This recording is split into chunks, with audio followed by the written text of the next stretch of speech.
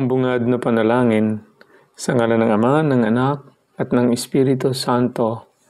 Amen.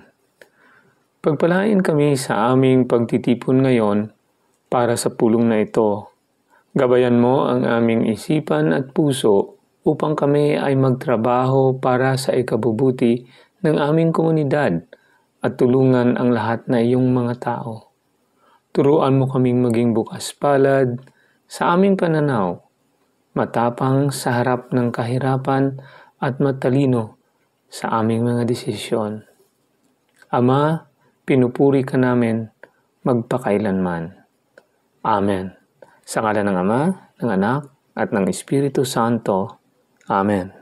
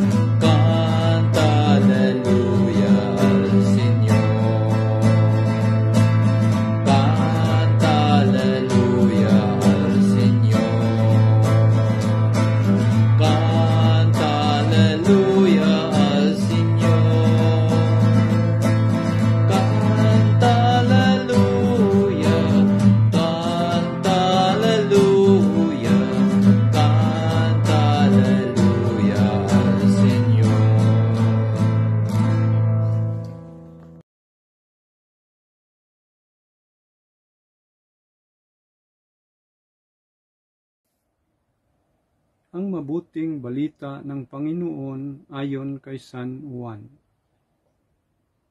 Juan, Kabanata 1, talata 47 hanggang 51.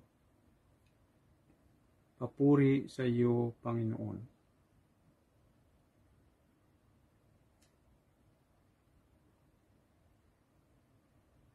Noong panahong iyon, nang makita ni Jesus si Nathanael, ay kanyang sinabi, "Masdan ninyo ang isang tunay na Israelita.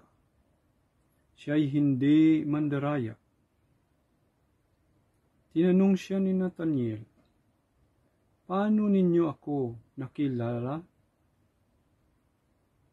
Sumagot si Jesus, "Bago ka pa tawagin ni Felipe, nakita na kita nang ikaw ay nasa ilalim ng puno ng igos." "Rabi, kayo po ang anak ng Diyos. Kayo ang hari ng Israel," wika ni Nathanael. Sinabi ni Jesus, "Nanampalataya ka ba dahil sa sinabi ko sa iyong nakita kita sa ilalim ng puno ng igos? Makakikita ka ng mga bagay na higit kaysa rito." At sinabi niya sa lahat, "Tandaan ninyo, makikita ninyong bukas ang langit, at ang mga anghel ng Diyos ay manhik-manaog sa kinaroonan ng Anak ng Tao."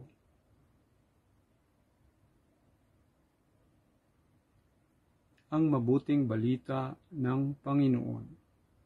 Pinupuri ka namin, Panginoong Hesukristo. Maraming salamat, Pisma Romel, sa pagbasa mo ng ating gospel sa araw na ito ng Biyernes, September 29, 2023.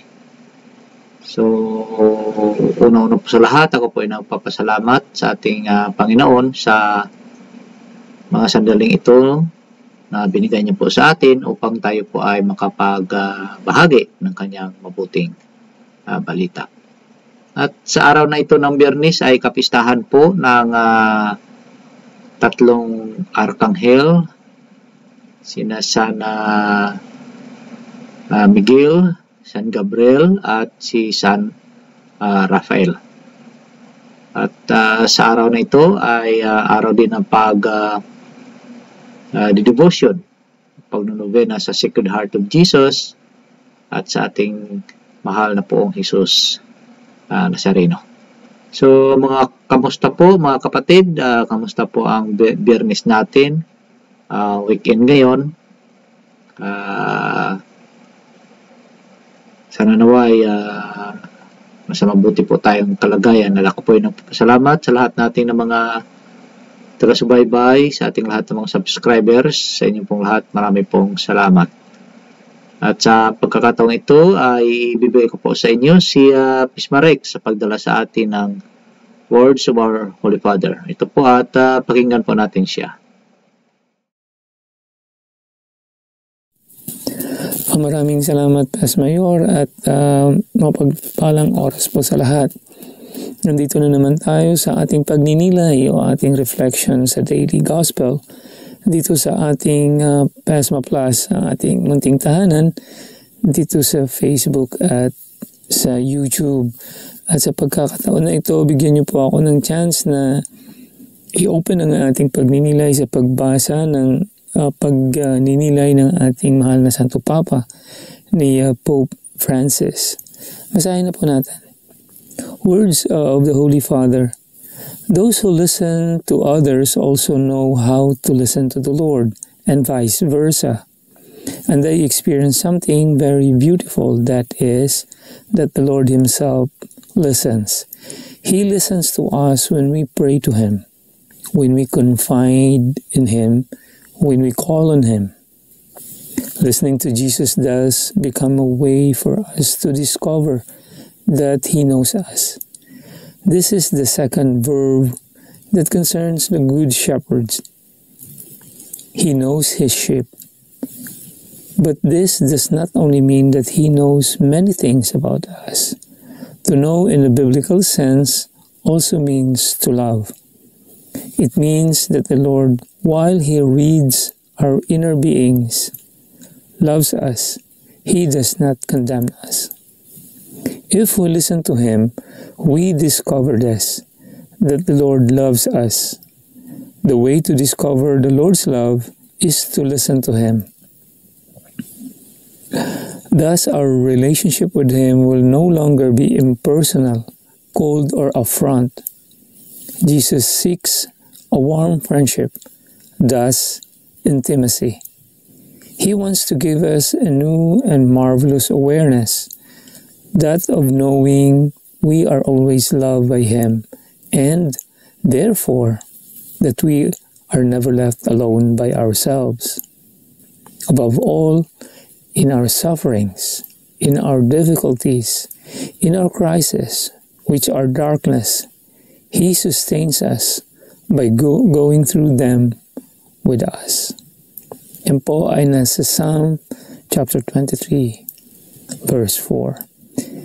Ito po ang words ng Holy Father ay binasa niya sa kanyang Regina Coeli noong May 8, 2022. Yan po ang nanggaling sa ating mahal na Santo Papa, at ngayon ibabalik ko na yung mic kay Pas Mayor. Back to you, Pas Mayor.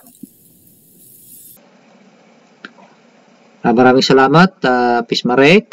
At muli, ibibigay ko sa inyo si Pismarek sa pagbasa ng refleksyon ng ating kapatid na si Pisma Florencia Valdez. Ito po at pakinggan po natin siya. Okay, thank you, Pas Mayor. At sa pagkakataon na ito, babasahin ko naman ang nanggaling kay Pisma Florencia Camus Valdez. Ito po ang pagninilay ni Sis Florence. Basahin po natin. Nilinaw ni Ezekiel na ang ating buhay ay hindi nakatakda ng isang pagpipilian. Bawat araw ay muli tayong nagpapasya kung susundin natin ang mga utos ng Diyos at mamuhay ng makatarungan o hindi. Bawat araw, pinipili natin ang landas ng buhay o ang landas ng kamatayan. Ang talinhaga ni Jesus ay nagpapaalala sa atin na ang bawat sandali ng ating buhay ay isang bagong pagkakataon upang sundin siya. Ang liham ni Pablo sa mga taga-Filipos ay naglalarawan sa buhay ng isang disipulo, namumuhay sa pagkakaisa, nagmamalasakit sa isa't isa at walang pag-ibigan. Pag nilayan natin, pag sakay sa highway, nakakita ako ng mga karatulang nagsasaad na huling labasan bago ang toll o huling gasolina sa loob ng 75 milya. Palagi kaming nagbabantay sa mga huling pagkakataon. Ang mga talinhaga ni Jesus sa Ebanghelyo ngayon ay nagpapaalala sa atin na hanggat tayo'y nabubuhay, maaari tayong laging bumalik sa Panginoon at hanapin ang kabanalan. Hindi sapat ang mabuting hangarin. Kailangan nating kumilos, tumalikod sa kasalanan at maghangad ng kabanalan. Madaling sabihin na gusto natin maging mabuti, manalangin ng higit pa, magmahal ng buong puso. Ngunit mas mahirap maglagay ng aksyon sa likod ng mga salitang ito. Manalangin tayo. Panginoon, tulungan mo akong gawin ang mga bagay na kailangan kong gawin para mas mapalapit ako sa iyo. Kumilos tayo, pumili ng isang espiritual na layunin at gumawa ng isang bagay upang maisagawa ito. Yun po ang pagninilay na ipanasa sa atin ni Pesma Florencia Camus Valdez. Thank you, Sis Florence, sa iyong nilay. At ngayon ibabalik ko na ang mic sa kay Pes Mayor. Back to you, Pes Mayor. Maraming salamat, Pisma Rex. At maraming ding salamat, Pisma Florence. Sa pagkakataong ito, ibibigay ko po sa inyo si Pisma Hina sa kanyang refleksyon. Ito po at babasahin na po natin ang kanyang refleksyon. Ang mabuting balita ng Panginoon ayon kay San Juan, Kapitulo 1, talata 47 hanggang 51. Pagninilay. Pinagdiriwang tuwing ika-29 ng Setyembre ang kapistahan ng tatlong banal na arkanghel na sina San Miguel, San Gabriel at San Rafael. Si San Miguel, ang katulad ng Diyos, ay kilala bilang tagapagtanggol ng langit. Siya ay prinsipe ng mga anghel at nagsisilbing sandata laban sa kasamaang dulot ng tinalsik na arkanghel na si Lucifero o mas kilala bilang si Satanas. Makikita sa ikawalang opsyon ng unang pagbasa ang digmaan sa pagitan ng kalangitan at impyerno. At kasabay ng Panginoong Hesus ay si San Miguel na namumuno sa mga kawal ng anghel upang hindi maghari ang kasamaan sa lupa. Si San Gabriel, lakas ng Diyos, ay kilala bilang mensahero ng Panginoon. Siya ay mismong nagbalita tungkol sa katuparan ng kaligtasan ng Amang Diyos nang nagpakita siya kina Zacarias at Birheng Maria. Sinasabi rin na siya yung anghel na nag-alo sa Panginoon ng pinaghanda nito ang misteryong Pascual sa hardin ng Getsemani. Si San Rafael, tagagamot ng Diyos, ay kilala bilang anghel na nagpapagaling. Kita natin sa aklat ni Tobit kung paano niyang pinagaling si Tobias mula sa pagkabulag nito.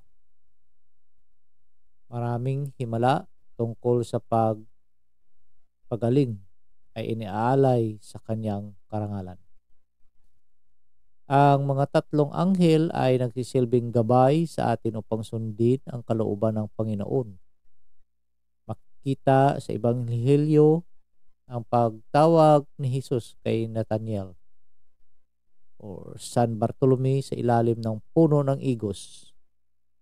Matapos ipinahayag ng apostol tungkol sa kanya bilang anak ng Diyos, sinigurado ni Jesus na makikita niya balang araw na magbubukas ang langit at ang mga anghel ay kapiling ang anak ng tao.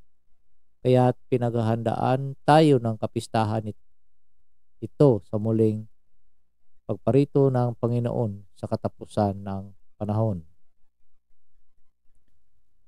Ipinaalala sa atin ng mga anghel na nawat patuloy tayo sa pagsunod sa plano at gustuhan ng Diyos at sa pagpapalaganap ng kanyang pagmamahal sa ibang tao.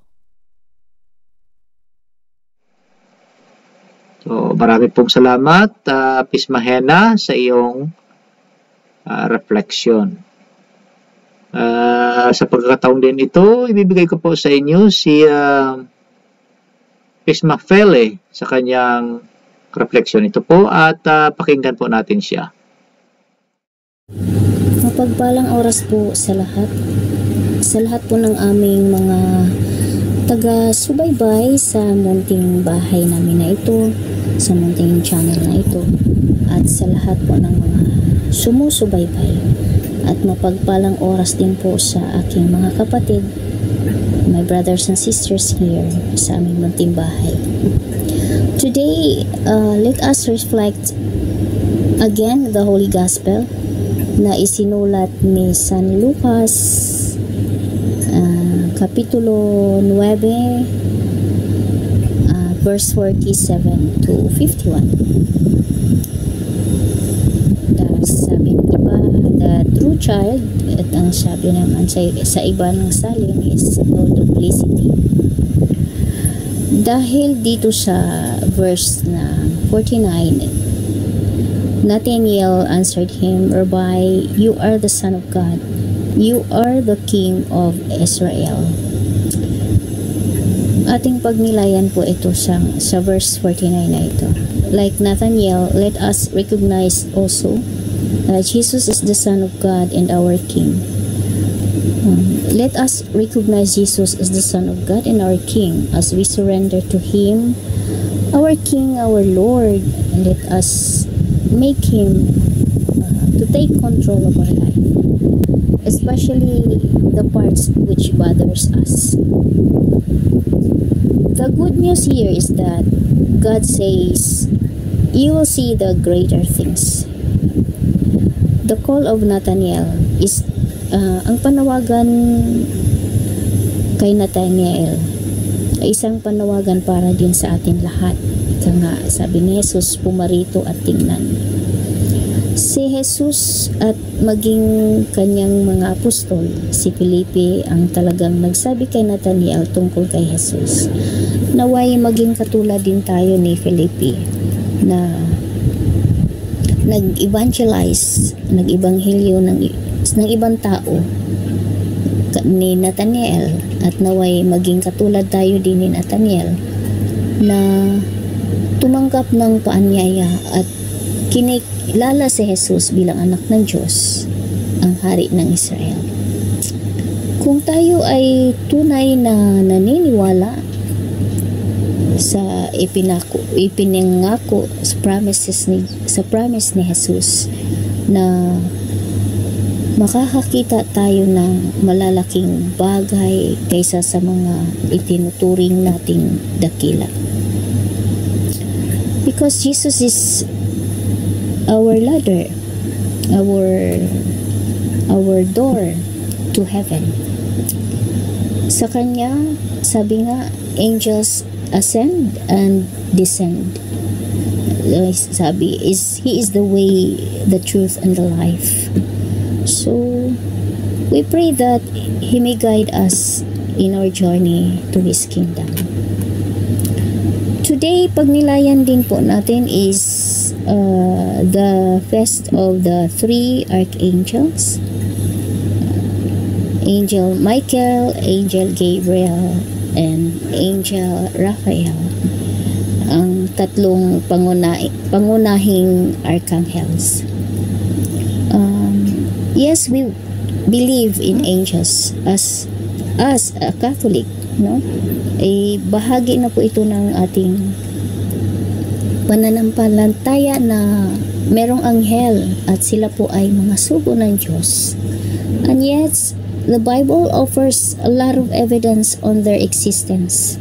Kaya wag nang mag-alinlangan pa sa faith natin na ito that angels truly exists. And besides, sa verse 51 ating mababasa, sabi ni Jesus, and he said to him, Amen, Amen, I say to you, you will see heaven opened and the angels of God ascending and descending on the Son of Man. Sabi doon sa verse 51. So, alam natin, no, Archangel Michael is identified as the protector of Israelites.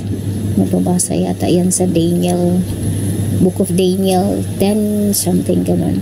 And Revelation 12, in the book of Revelation, Archangel Michael defeats the dragon in a war in heaven. And also, Angel Raphael in the book of Tobit, verse 12 yata. Sabi niya doon, I am Raphael, sabi ni Archangel Raphael, one of the 7 holy angels who present the prayers of the saints and enter into the presence of the glory of the Holy One. And also, Angel Gabriel, alam po natin yan, announces the birth of Saint John the Baptist and the birth of Jesus in Luke 1, chapter 1 yata, okay, chapter 1 to verse 11 to 38. He announces Mary that he will bear a son, and also announce about the birth of John the Baptist. Alam naman po natin ang meaning ng anghel ay tagapaghatid ng balita or messenger.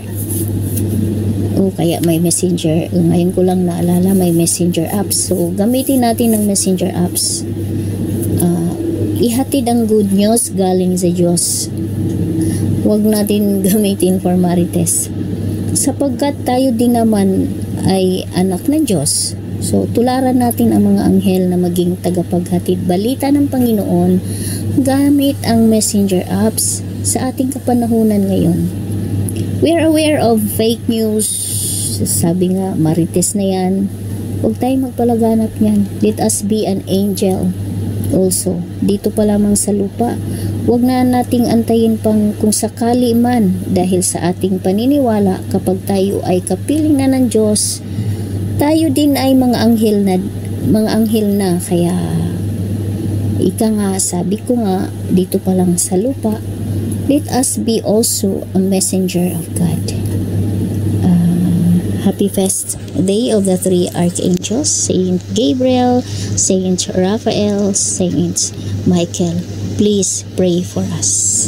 Yun lamang po, mapagpalang araw, oras sa lahat. Stay blessed and be a blessing to others. Amen. Pisma Feli, sa iyong refleksyon. Sa mga oras na ito, ibibigay ko rin po sa inyo si Pisma Nacy sa kanyang refleksyon. Ito po at pakinggan po natin siya.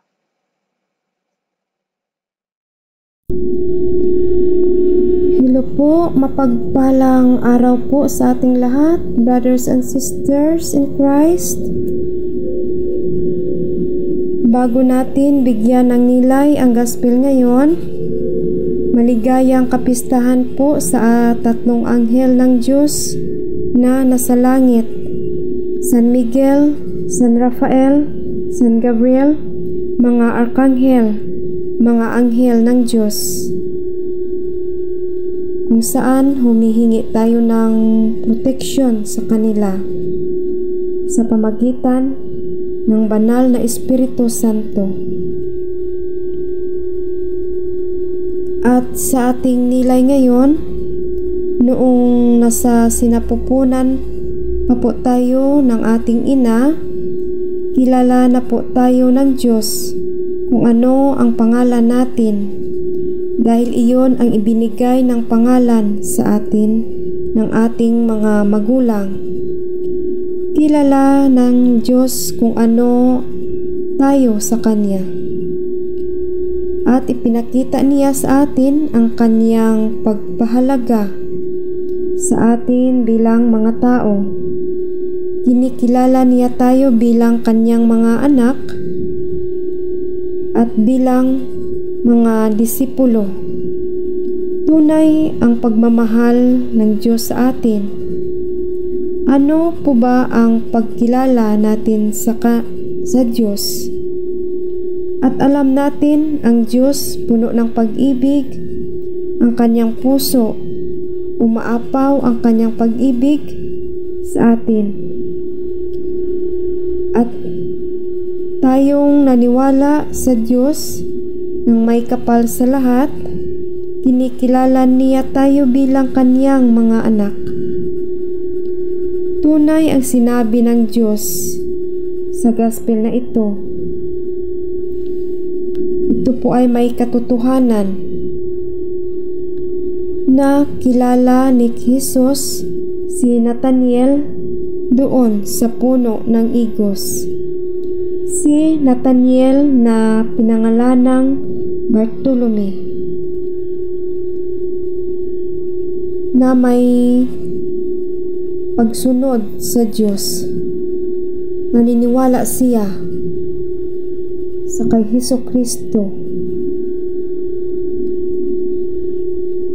Sana tayo din po ay maging katulad ni Nathaniel, na nakilala siya ng Diyos dahil sa kanyang pagsunod at naniwala siya sa Diyos. At yan po ang reflection ko sa araw na ito. Maraming salamat po sa lahat, brothers and sisters in Christ, Pisma Plus. At naway mapagpalain nawa tayo ng Diyos ng may kapal sa lahat. At ipagdasal natin ang ating mga kapatid na nangailangan ng tulong sa pamagitan ng ating dasal. Naway mabigyan sila ng mabuting pangangatawan sa lahat ng araw-araw. At tayo din po, naway humingi din tayo ng awa ng Diyos. Amen. Yan po, mga kapatid, Pisma Plus, and God bless everyone. So, maraming salamat, Pisma Nacy. At ibibigay ko po sa inyo ang susunod nating kapatid na magbibigay ng kanyang refleksyon. Ibibigay ko po sa inyo si Pisma Christian Credito. Ito po at pakinggan po natin siya. Hello po mga kapisma, isang mapagpalang oras pong muli sa ating lahat. At ating pong pinagninilay ngayon ang sulat ni St. John chapter 1 verse 47 to 51. Sa ating ebanghelyo po ngayon, atin pong muling basahin. Nang makita ni Jesus na papalapit sa kanya si Nathanael, sinabi niya, "Narito ang isang tunay na Israelita na hindi nandaraya." Ayan, kahit po first time na nakita ng ating Panginoong Jesus itong si Nathanael, pero ganito ang kanyang pananaw. At minsan ganito din ang ibang tao, yung bang kaya mo agad makita ang kabutihan ng isang tao kahit na first time mo lang siyang makita. Yung tipong lagi lang tayong nakapokus sa magagandang bagay sa mga potensyal, sa mga magagandang katangian ng isang tao, na parang lagi mong kinukondisyon ang iyong sarili for goodness ng mga tao na iyong nakakasamulamuha sa araw-araw. Yan po ang isang bagay na napakaganda sa ating Panginoong Hesus. Nung makita niya rin si San Mateo at nakita niya rin ang potensyal niya at hindi niya tiningnan ang mga kasalanan niya. Ganon din si Maria Magdalena. Nakikita na agad ng ating Panginoon ang kabutihan ng isang tao kahit sa umpisa pa lang, dahil ang Panginoong Hesus ay may mabuting puso. Kapag mabuti po ang puso at isipan natin, yun din po ang makikita ng ating mga mata at ma-appreciate po natin ang kagandahan at kabutihan ng isang tao. At mapapasanaol ka na lang talaga po sa pinapakita ng ating Panginoong Hesus. At yun lamang po. Maraming salamat sa pakikinig. To God be the glory. In the name of the Father, and the Son, and the Holy Spirit. Amen. Maraming pong salamat, Pisma Christian, sa iyong pagbahagi ng iyong reflection. At this time also, ibibigay ko po sa inyo ang ating author na gwapo from Jerusalem, Israel, Pisma Romel Tembrevilla. Ito po at panoorin at pakinggan po natin siya. Maraming salamat, Pisma Gwapito.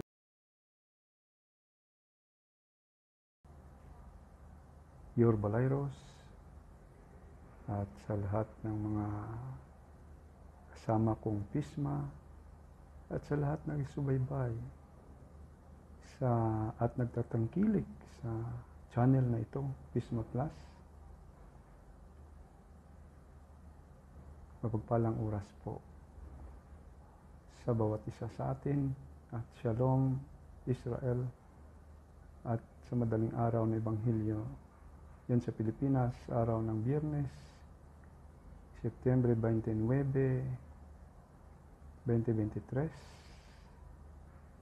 na ito po'y ngayong gabi ay kapistahan na po ng tabernakulo sa ating mga kapatid na mga Hudyo, no? Ang Sukkot, no? Ang greetings Kag Samiyak, no? At narinig po natin ang Ebanghelyo na binasa kanina sa araw na ito ay napakaganda, ano po, ang pag-booking ng ating Panginoon sa kaugalian ni Nathaniel o sa pangalang Bartolome. Yan po, nabanggit po ang igos, no? Ang figs. Itong figs, maraming matutunan po tayo rito dahil isang masarap na prutas dito sa bansang Israel, lalo na sa aking pinaroonan.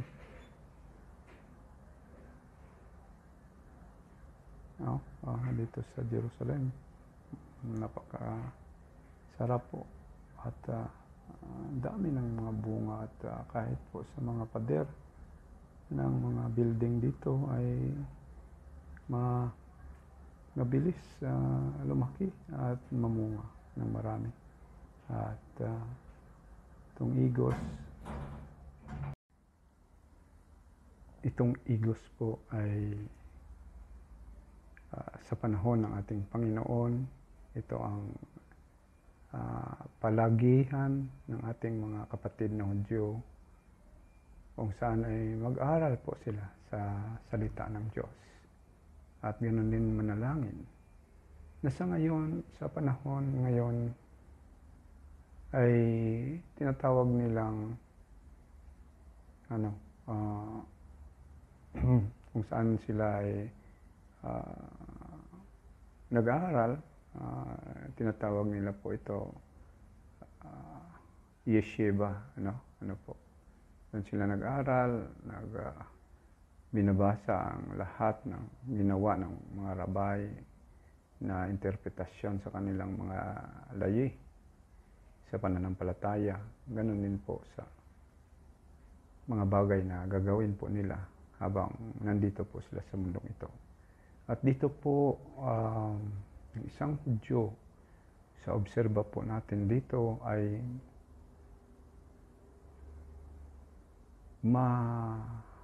ano sila sa pag-aaral, no? Masinop sa pag-aaral, kung hindi ako nagkakamali sa term na ito, no? Kung sila ay mag-aral mula ng madaling araw, no? Ano po, itong mga religious po nating mga kapatid, sa araw hanggang takip silim. Minsan nga ay madilim pa, ay inaano pa nila, no? Sinisilip ang kanilang binabasa. At kung may madaanan po sila na kahit malaglag na basahin, ay pinupulot po at binabasa. Yun nga po na ang kanilang mga anak ay maliliit pa, ay makapal ng mga miskafine, eyeglasses, dahil sa kababasa kahit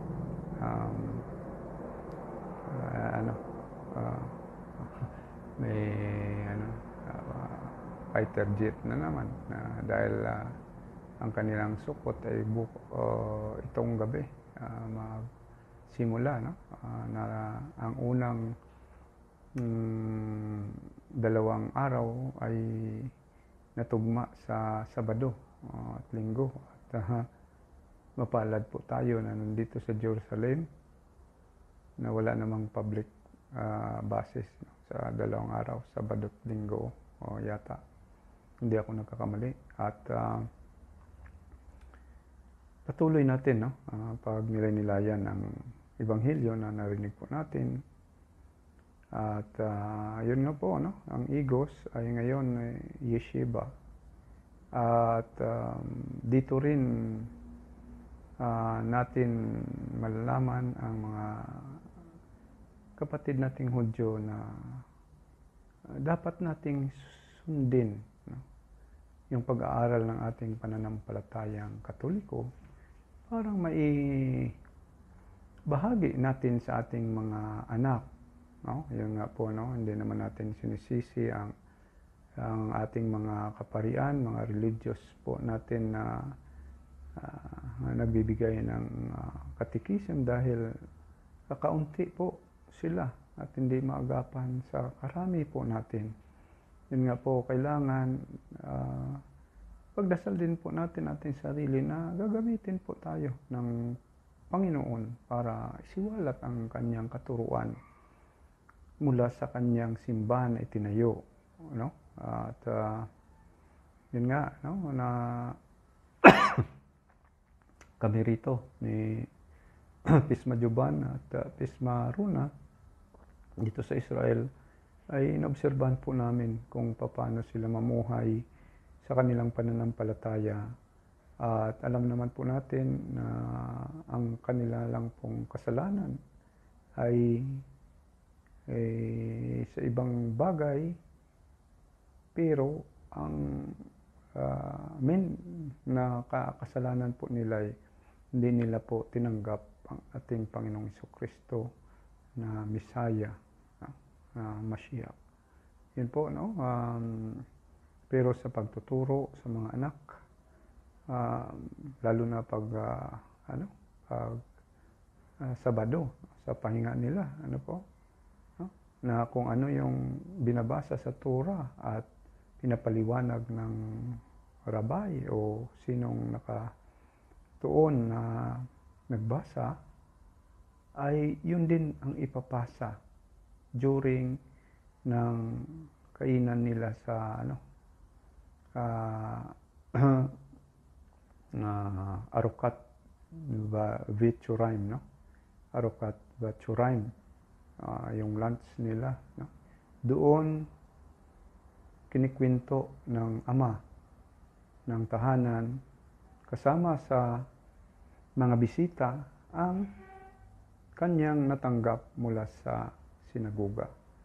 Yan po, no? Dapat din tayo paglinggo pagkatapos ng misa, kung nakasama ang ating mga anak, ay ating tanungin kung anong natutunan po niya sa mga narinig po niya, no? At kung may makita siyang hindi mabuting gawain ng iba, ipaliwanag po natin, ano? Bilang isang makasalanang tao, ano po. So, yun nga po, ano? Turo natin sa ating mga anak. At sa Ebanghelyo ay nabanggit ng Panginoon kay Nathaniel o Bartolome ang mga bagay na mangyari kung siya ay sumunod. Alam naman po natin na isa siya sa mga apostoles na sumunod. At pinifigure out na po ng Panginoon na darating ang panahon na paakyat, pababa ang mga anghel mula sa langit. Ano po? Yan po, ano? Hindi natin mamalayan. Yung nga po may tinatawag tayong guardian angel dahil sila po ang nagbabantay sa atin, no? Sa ating mga mahal sa buhay, na atin din pasalamatan na kahit hindi po natin kilala ang ating guardian angel, bahala na ang Panginoon dahil siya yung tagabantay, no? Sa atin. Ano pa ang ating mapupulot, no? Sa nabanggit ni Nathaniel, no?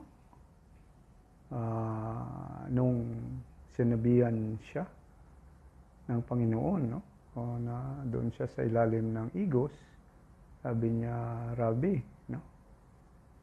So, kung anuhin mo dito sa Hebrew, Rabbi ang tawag, pero mataas itong kataga, no? Anak ng Diyos, hari ng Israel, no? At dito natin matutunan ang humbleness, no? Ng Panginoon. Hindi siya nag-react sa nabanggit ni Bartolome o ni Nathaniel, no? Yun nga po, no, na tayo ay mga Kristiyanong Katoliko, ito rin ang ating iwasan, lalo na po na ilagay po tayo sa pwesto, ano po. So magdasal po tayo na ipamuhay natin ang humbleness. Dahil itong bagay na ito napakahalaga, lalo na kung may ginagampanan po tayong hindi lamang po trabaho, kundi posisyon, no, na mataas. No? Hindi natin ipadala sa ating emosyon dahil isa ito makasira sa ating sarili, lalo na sa ating pananampalataya. Masisira din ang ating dignidad, integridad, at iba pa na darating ang panahon na kilalanin kang bilang masama. Ano po? Ayan po, no? Humbleness. Ano pa ang nakikita natin, no? Yung ano ng kalangitan, no? So, palagi naman natin sinasabi yan na ano, ito palang nabanggit na pag-akyat pababa, no? Sa mga loob ng kanilang suka, yung kubol na ginagawa ngayon, no? Mamayang gabi, doon sila kakain. Yun nga po, no? Override naman ang Shabbat nito, no? Sa mga kapatid nating SDA, mayroong Shabbat na override yung Shabbat, no? Papahinga na override ang ikapitong araw ng papangahinga, no? Kung matugma yung Yom Kippur, Day of Atonement sa Sabado, yun din. walang kain. No? Alam natin na pagka-Shabbat dito sa Israel, napakasarap ng mga pagkain. Pero pagdating ng Yom Kippur na dyan natugma ay nakasimangot dahil fasting ng 25 hours. O balikan kong sukot, ganoon din. No? May pagkain, pero hindi sa loob ng bahay, doon sa kubol. No? Tandaan po natin, no? Itong mga bagay na ito, nagawa ng ating Panginoon sa panahon niya dahil siya po'y nasa ilalim ng kautusan ng mga Hudyo. Yun nga, no? Mga kapatid nating Sabadista, pasensya na po. Ito po ang katotohanan. Pag nagsabat kayo, kailangan sundin nyo ang ginagawa ng ating Panginoon. Papasok kayo sa sinagoga, magbasa kayo ng Torah, at ipamahagi ang laman ng Torah, kung ano yung ipaliwanag ninyo. At marami pang mga gawain sa loob ng sinagoga na hindi nyo ginagawa. Yung nakakalungkot, hindi naman sadya naming masaktan kayo. Ngunit ito po ang katotohanan dito sa bansang Israel, lalo na po sa aking kinaroonan dito sa Jerusalem. Kanina, tinanong ko ng asawa ng aking alaga kung bibili po siya ng Isrog Lulab. No? Yung pinapapalaspas nila araw-araw sa 7 araw. O yun, no? Tayong Katoliko mayroon, palaspas.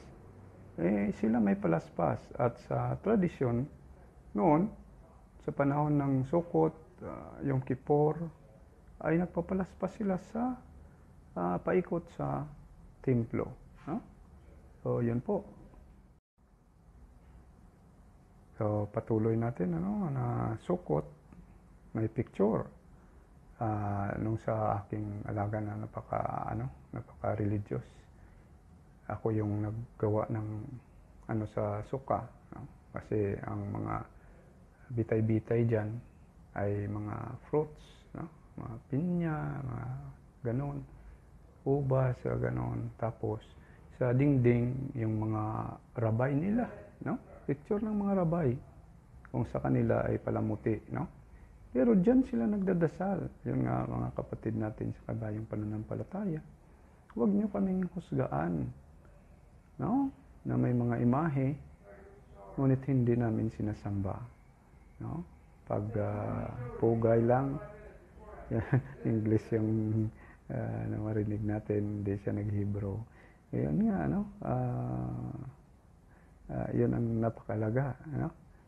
So, ang ating Pisma Jubana ay naka-video ng sinagoga na may mga picture talaga ng mga kung ano-anong anghel, ibang yun po ang laman ng templo noon, nung hindi pa nasira, no? So, dandahan na po nila ginagaya kahit wala pa silang alay, no? Dahil hindi pwedeng mag-alay sa sinagoga. At yun, balikan natin yung Ebanghelyo at kailangan nating ipagdasal ito na ating magawa ang mga pinapagawa ng ating Panginoong Hesukristo, no? Itong mga kapatid nating mga Muslim rito, mga kapatid na Hudyo, ay ipagdasal din natin na balang araw makilala na po nila ang Messiah na darating sa pangalawang pagkakataon, final judgment. Na sa kanila ay naghantay pa. Yun po, no? Mga pisma, mga nagtangkilik sa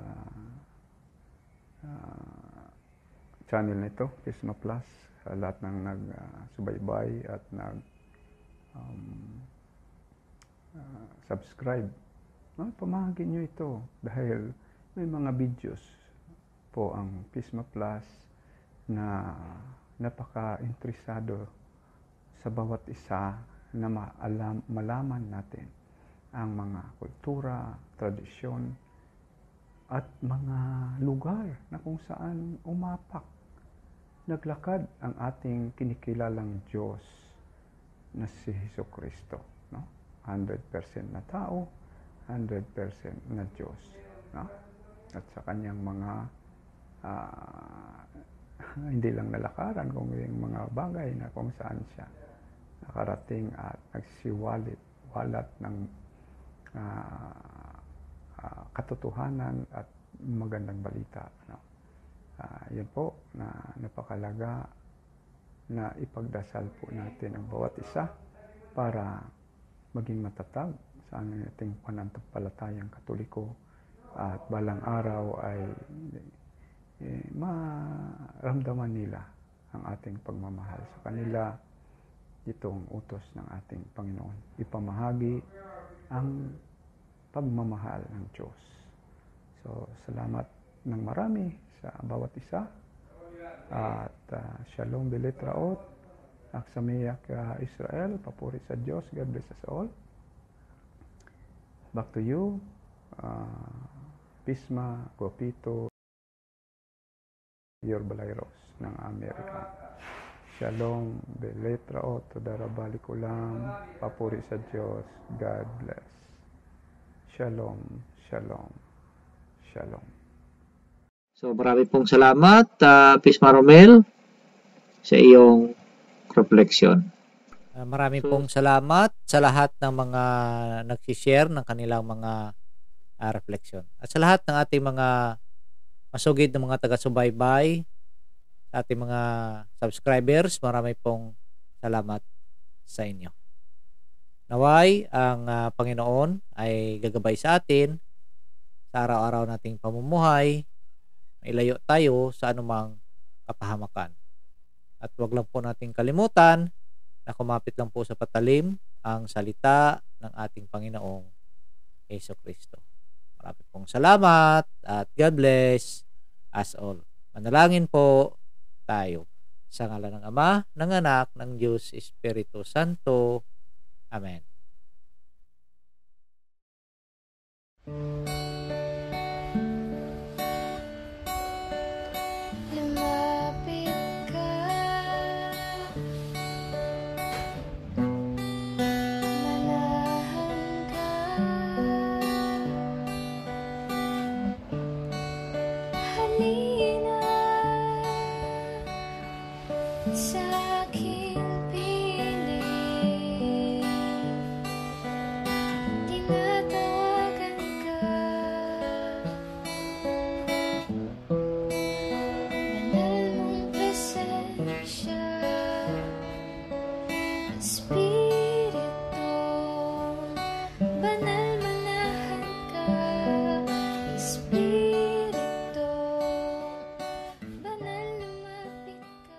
Prayer for the indwelling of the Holy Spirit. In the name of the Father, and of the Son, and of the Holy Spirit. Amen. Holy Spirit, powerful consoler, sacred bond of the Father and the Son, hope of the afflicted, descend into my heart and establish in it your loving dominion. Enkindle in my tepid soul the fire of your love, so that I may be wholly subject to you. We believe that when you dwell in us, you also prepare a dwelling for the Father and the Son. Deign therefore to come to me, consoler of the abandoned souls and protector of the needy. Help the afflicted, strengthen the weak, and support the wavering. Come and purify me. Let no evil desire take possession of me. You love the humble and resist the proud.